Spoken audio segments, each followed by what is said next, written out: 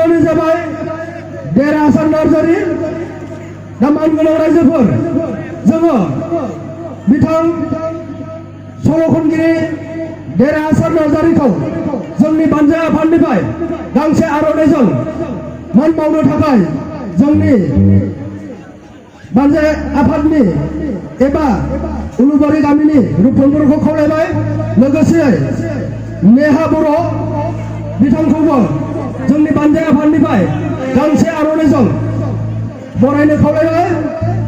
दा मानगोनां रायजोफोर जोङो बिथां सानैखौ फारि फारियै दा बिथांमोननि जा रोजाबनाय बे रोजाबनायखौ रायजोनि सिगाङाव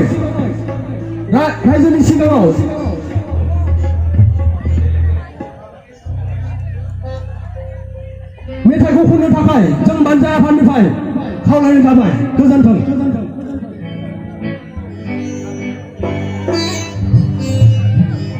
मानगोनां रायजोफोर सानैनि गेजेराव जों सोर सासेखौ होग्रोनो रायजोफोरा बुंनाय